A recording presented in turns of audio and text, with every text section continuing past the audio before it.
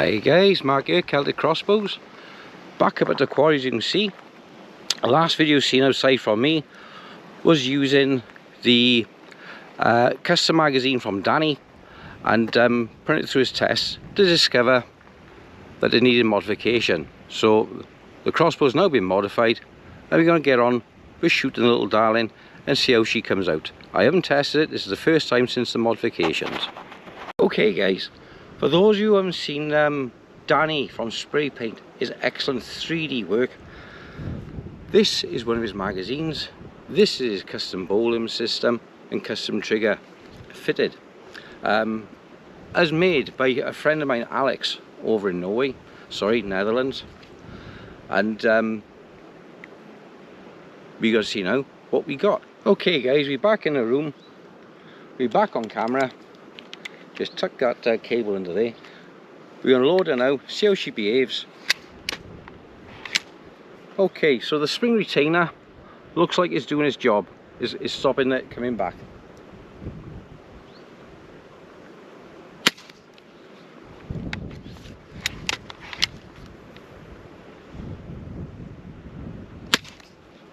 We're not going for groupage of shots because I've got to put a battery in my bloody sight again.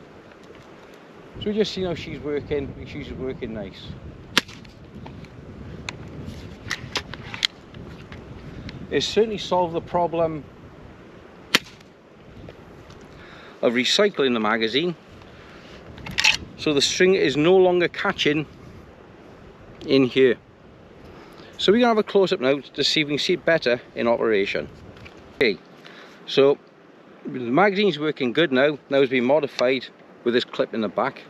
It doesn't say that in any of the guides. You need to take the bolt retainer spring from your pistol crossbow and modify it, same as on the Snake Hunter, to stop the bolt jumping a string and going back down into the breech, as it were. So we're going to do a close-up, try and do a close-up on camera as you can see it in operation. String locked in.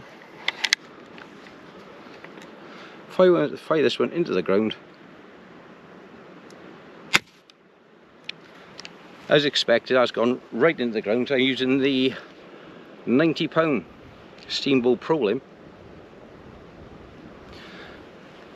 and all the shots I fired so far have all buried into the ground. Can't find one of them.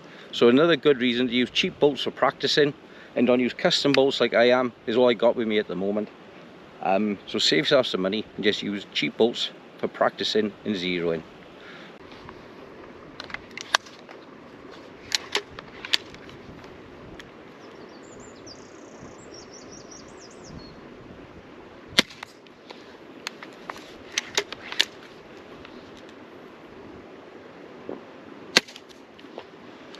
Okay, so what's my thoughts on the Dani of Spray Paint magazine system? Okay, I think the quality of finish and the printing, thanks to my friend Alex, is good. The construction is good, it's not flimsy, and it doesn't jam the bolts. I've not had one jam with the bolts into use after putting the extra spring clip in the back by here.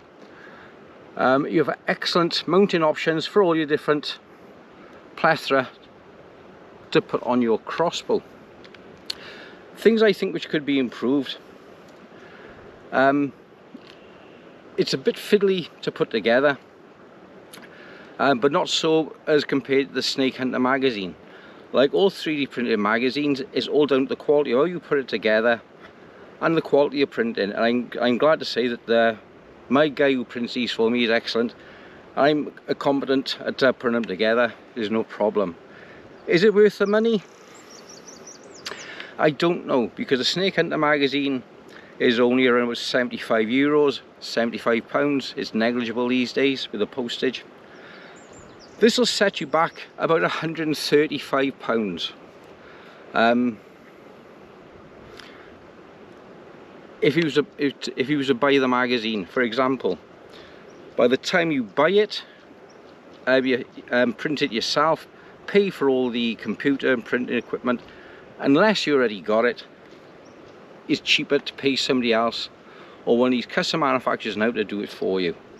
This one altogether, with all the Steambow parts in for the magazine system, flip up, etc., it will use a speed loader, was about £135 for a magazine, which seems an awful lot of money to me for a plastic crossbow. Altogether, I would say this rig is running me around about £400 for this complete rig.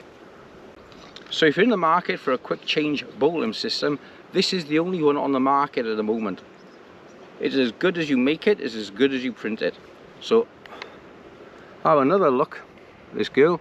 Now she's been modified with the spring in the back by her. She works a whole bunch better than before. Take care guys, thanks for watching. Thanks and bye bye.